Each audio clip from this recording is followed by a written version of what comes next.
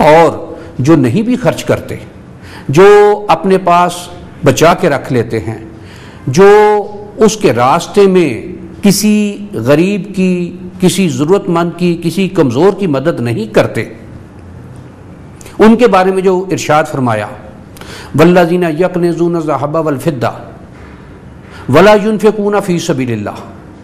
فبشرہم بعذاب علیم، اور وہ لوگ جو سونے چاندی کو خرچ نہیں کرتے، بچا کے رکھ لیتے ہیں،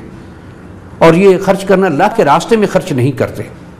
تو اے رسول اکرم صلی اللہ علیہ وآلہ وسلم آپ انہیں دردناک عذاب کی نوید دے دیجئے۔ یہ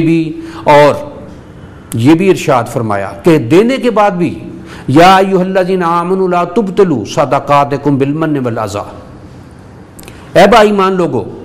تم نے جو کچھ اللہ کے راستے میں خرچ کیا، جو کسی ایسے غریب اور نادار کو دیا، اس کو احسان جتلا کر یا ایذا پہنچا کر باطل مت کر لو۔ اور اس کا احسان جتلانا یہ کہ آدمی اس کو بار بار اس بات کی یاد دہانی کرواتا رہے، یا اس کے سامنے بار بار اس بات کا اظہار کرتا رہے کہ میں نے فلاں وقت میں تمہاری مدد کی۔ اور ایذا پہنچانا یہ کہ قرابت داروں میں یا ملنے والوں میں یا دوستوں میں یا جہاں کہیں کوئی اس کے تعلق والے ہیں، ان میں اس بات کا اظہار کرنا کہ میں نے فلاں موقع پر اس کی مدد کی، یہ اس کو ایذا پہنچانا ہے، اس کو تکلیف پہنچانا ہے۔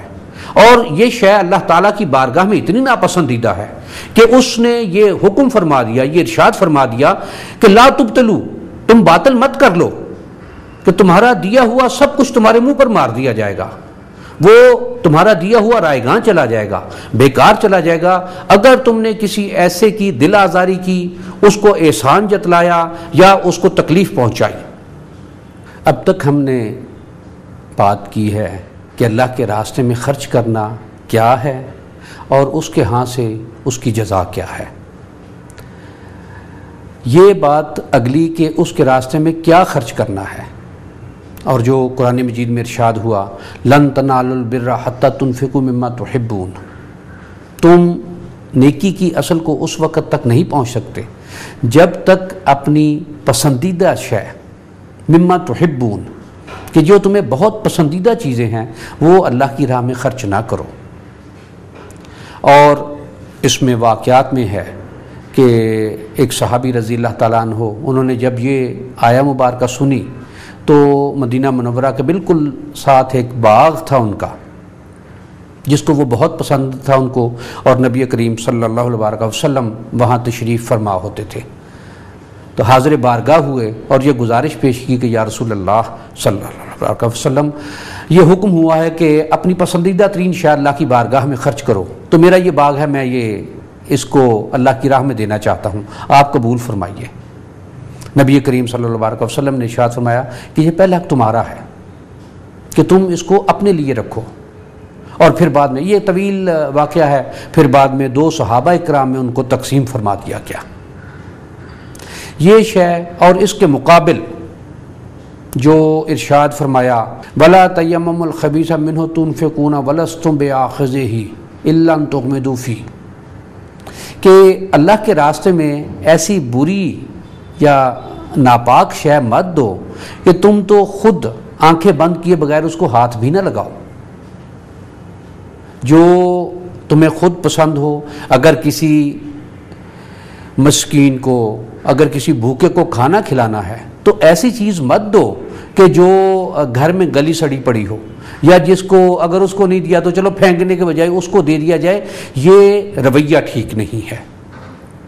اس رویے کو اللہ تعالیٰ کی ذات بھی پسند نہیں کرتی۔ اور اس میں اور باتیں بھی کہ اس کے راستے میں خرچ کرنا، ارشاد باری تعالیٰ ہے الشیطان یعدکم الفقر ویأمرکم بالفحشاء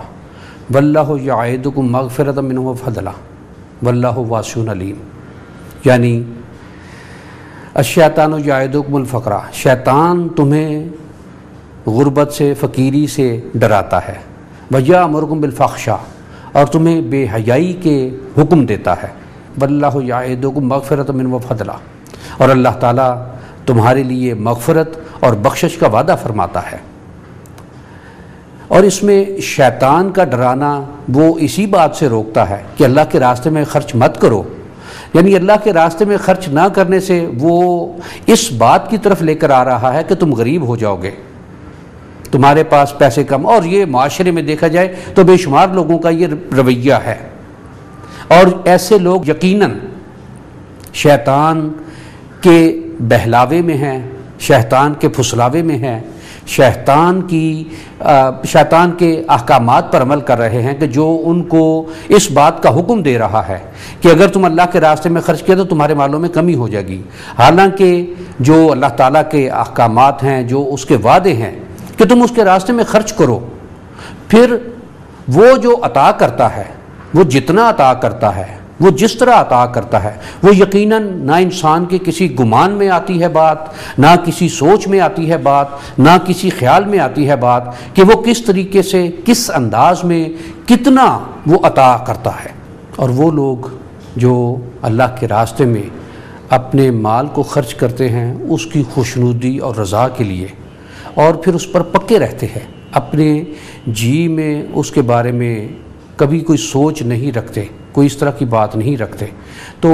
ان لوگوں کی مثال جس طرح سے قرآن مجید میں ارشاد فرمائی کہ ایسی ہی ہے کہ جیسے ایک باغ اور اس میں زور کا مینہ پڑے تو وہ دگنا پھل دے، اور اگر مینہ نہیں بھی پڑا تو اس کے لیے شبنم ہی کافی ہوگی۔ یہ اور دینے کے حوالے سے قرآن مجید میں جو احکامات ہیں حدیث مبارک میں کہ اوپر والا ہاتھ نیچے والے ہاتھ سے بہتر ہے، یہ شے دین اسلام میں اس بات کی طرف توجہ دلاتی ہے، اس بات کے احکامات میں لے کر آتی ہے کہ ہر مسلمان کو، ہر با ایمان کو، ہر مومن کو اچھی گزران کے لیے، اچھی معاش کے لیے، اچھے احوال کے لیے، اچھی طرح سے ضروریات پوری کرنے کے لیے اسے کام کاج کرنا چاہیے، اسے مالی معاملات سے اچھی طرح نبٹنا چاہیے، اچھی طرح سے گزران کرنے کے لیے کاروبار کرے، ملازمت کرے، اچھی تعلیم حاصل کرے، یہ ساری چیزیں اسی میں ہی آئیں گی۔ اور اب آخر میں ایک بات کا اور کہ جس طرح سے ارشاد قرآن مجید میں تم چھپا کر خرچ کرو یا ظاہر کر کے خرچ کرو، یقیناً اللہ تعالیٰ تمہاری ہر بات کو جانتا ہے۔ اس میں پہلے جس طرح سے آیا مبارکہ ایک پڑھی گئی کہ جس میں ایذا پہنچانے کے حوالے سے یا احسان جتلانے کے حوالے سے ایسے خرچ کو اللہ تعالیٰ نے باطل قرار دیا ہے کہ باطل مت کر لو۔ اس میں جو اس کی تشریح یا اس کی وضاحت کہ چھپا کے دینا، چپکے سے دے دینا، یہ یقیناً جس کو دیا گیا ہے اس کی عزت نفس بھی اسی میں قائم رہتی ہے،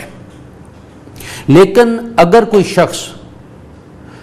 ظاہر کر کے اس نیت سے دے کہ لوگ اس کو اچھا کہے تو جس طرح سے یہ ریا کا ایک مفہوم بنتا ہے، یہ ریاکاری کی بات بنتی ہے، اور جس طرح سے اللہ تعالیٰ کے ہاں سے کہ یہ اس کی خاطر پھر کام نہیں ہوا بلکہ اپنی ذات کے لیے یہ کام ہوا، اور یقیناً اس کا صلہ اس کی بارگاہ سے نہیں ملتا کوئی بھی۔ لیکن اگر کوئی اس نیت سے، اس ارادے سے کسی کو دکھا کر دیتا ہے کہ وہ بھی اللہ کے راستے میں اسی طرح سے خرچ کرے، اس کو بھی کوئی انکریجمنٹ ہو، تو یقیناً یہ دینے والے کے لیے بھی خیر ہے، اور یقیناً جو اس سے متاثر ہو کے جس نے اللہ کے راستے میں خرچ کیا اس کے لیے بھی ایک خیر، بہتری اور بھلائی کی بات بنے گی۔ باری تعالیٰ کی بارگاہ میں استدعا ہے کہ جن جن کو جہاں جہاں جس جس طریقے سے جتنا جتنا اس نے نوازا ہے، خاطر اس کی محبت میں، اس کے لیے، اس کے احکامات کی بجا آوری میں ایسے لوگوں پر خرچ کرنے کی توفیق عطا فرمائے جو اس کے مستحق ہیں، جو ضرورت مند ہیں، جو ہیو ناٹس میں شامل ہیں، جو نادار ہیں، جو بے وسائل ہیں، جو کم مایہ ہیں، اور اللہ تعالی ہمیں ان پوری باتوں پر، ان پورے احکامات پر پوری طرح سے عمل پیرا رہنے کی توفیق عطا فرمائے، آمین۔